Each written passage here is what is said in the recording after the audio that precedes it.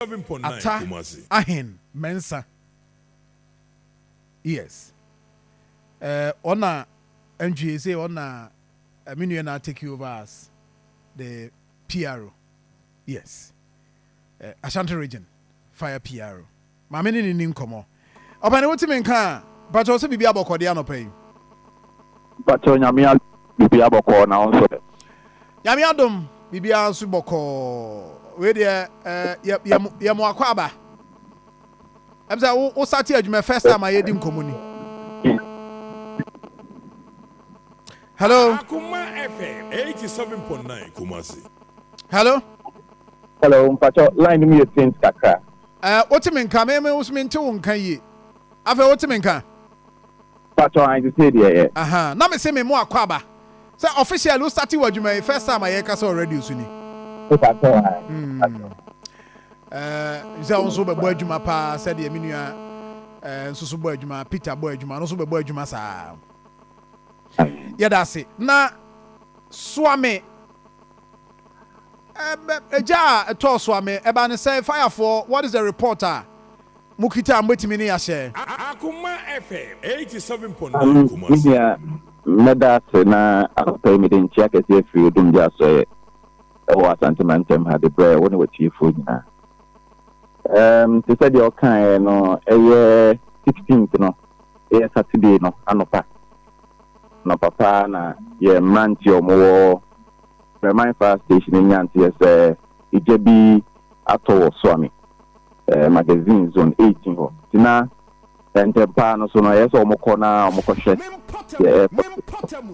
ye omudru ho no na ehu be hia se yes omunya tender ba ko be kan omo na goni be ka se your argument enti ko for not for be kan omo ho na se na ijana ye na yes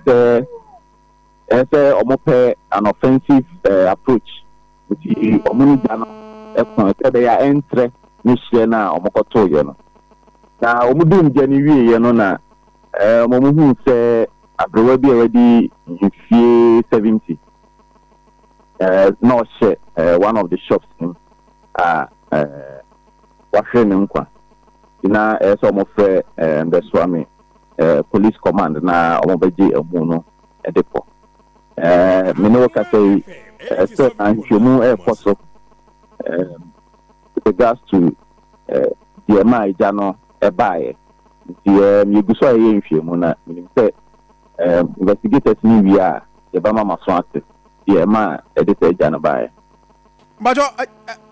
your party account, VAT, your share car CB or Hania, did not, Mamma. Now that cars ni bi mu ana se esiwure efie entia nya en se no wo shops ni baako apparently ho na odi ni djuma nti odi ga kakra yeah I think say onko efie ho na odi eye no boat order entia ya mantie no mo ye nhwemu kakra na ho na mo nya en se ya na one ne nana bi na wo ho ba after that time man ye kata na ni nana no eni ho nti so no mo ye nhwemu ahwehwe mu se no kwese na ni nana no ne wo ho who samo ye nya pictures ni bi na me be man nso we de intimi nhwe kra wa hye kra who sam na ye se apwa we di 70 eden ya nyo no nko ana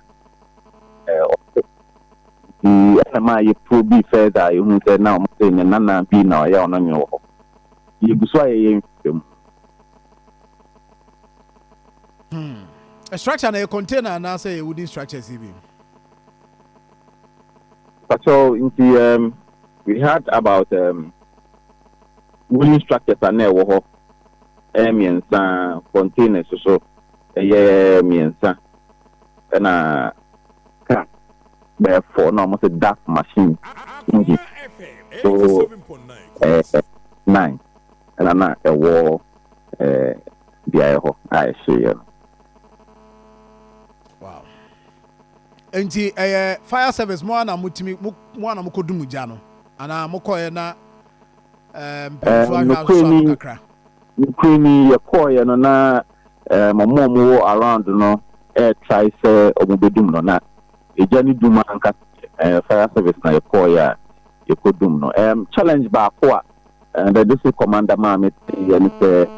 ye call ye kitemu a eya na de wi a ye sia pake ye cars no ya no ma tenda no intimi we in Jubia honti Omaminya say they had a little bit of challenge no share fire no more favor na but nyamin chade omo to offices no so edru bia yo enti mo fire tenders no ba ko pa na mo de ye mo de dum jana na say mo de send the admin pa cho e ho de mienu ene ba ho tender if you be mine fire station na pompo no che fire station so e be boy Akoma FM 87.9 Kumasi. Enti se see animani mu ya the cause of the fire no went me enka until some investigation awie. Yem pete be preem and make up the no china so up in the China investigators no at the investigation about we no mama ye intia e my ja isi. I see. Na no mbacho wadaroma adumuja na nsan susu ya adumu susu fire one of the things you're recording within a doom. Fire for what is happening within that area? Adumuja no Thomas funds for no. Aye. You say we do no na access heading kakaisan say you can say shop ne so no hono map ye partition kakra de omoniema egu na all sort of electrical appliances so be microwave fans na phones no so omoton no the regional fire commander there's a communique airport so say who say do to be specific any warehouses war hono the way omuti ehye niema fa ogoni beka se segregation class so hu hia e cost there's a communique to all district commanders as you say, you know, a doom specific metro fire commander in the mua the habit of loading and near your shop and from into natural castle to year dear uyu nipa umu wakakra unti just all for what me afa the way fire service so entity any and church here no nyama the packet and from Martinifa boni be spontaneous maybe has this na a show bemu no wo ho a etini esoja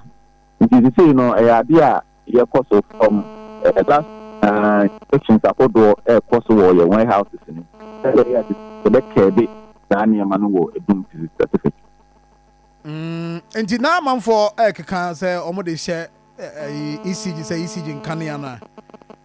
born ni na ma ja no hye I mean asat ye ka say motimi a confirm say sa na say the wo kan ya say ne ma ya hye na etimi ma sa ja no so etimi espark sa me abema the probable causes of ejebia edoso na udu ho as a fire professional omo ewa team ho no eso ka no ubeti ye ampa edu ho no ye say edimu ka say light me din ya ye so ye no ene ma ija no ba nti ka investigations no ho unyanya these probable causes we are not the way you be free that was last week confirmed from your discourse by headquarters so now muguso a omo hwehwe the ma it's kasa na ye dum dia no bye. I am getting another report send round so eja ebuakwa but no so ba open so ebuakwa no the I mean nyantie no na me just anopai me nam council me ko adwuma ti wa ye wu no me do adwuma ma amo Okay, because we have videos you on your Facebook page. Just say if you be na jatomu a butu nyasa ketu ankrofo na edwane na wo hwe papa ya wa fa ne phone ya wo fa enso me sure pa say say nye fire service no ofra wo freni nua bi aka chen say jato ha ya be say education no there but unyanya enough information about that, right?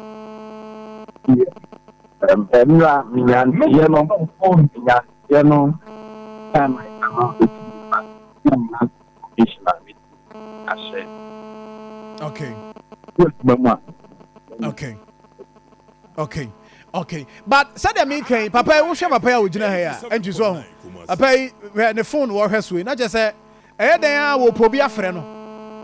enti yenya no pay education kakra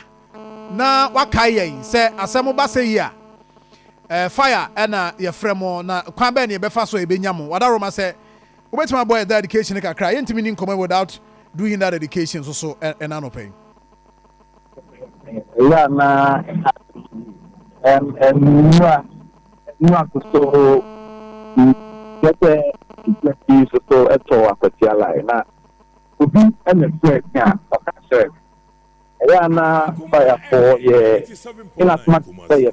say mo be free ama eyi straight wo ja to baby na yeah na you be say you be can free your command line no emergency line and sana people what free ni dia wonim no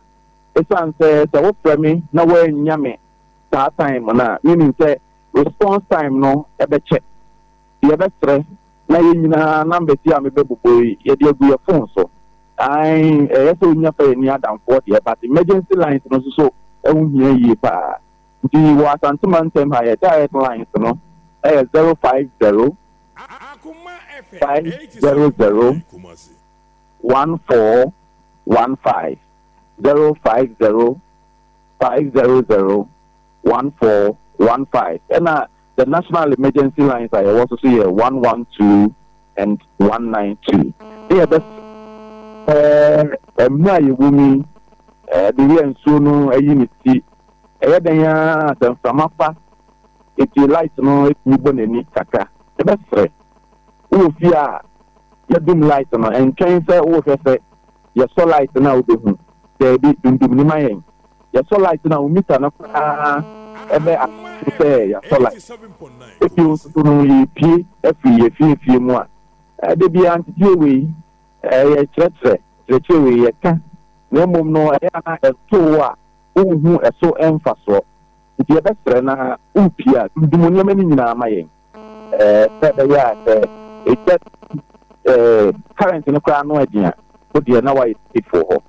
ti ebe stre mu yi pa di ja eso to the film capacity no and thank you no you who said the probable causes no ya de tie to ye ni ye miensa gas the gas pan the photo no ye and the year maybe kan no ya ye no ni ma yin dundun ye kan ya no any electrical gadget ka the best friend no the way no kwa acha bo fie ru na mane Minister Energy Commission aka say and be about 15-20 years and can say yeah how many nyina mo be check it in process na ho di woman can get me na ya kana no pay the ya boy nyina ekoko the best emergency lines no yam free na check akaya am so the media go akwan mu pana ya fanti ko de media bi ani a Minia, medase, ebrepem yeso so aba beba na yatenase ne yedi nkomo kakra about the region. Thank you very much. Was our friend DO3 ata ahen mensa or regional PRO at the Ghana National Fire Service. Any na di nkomo. Was for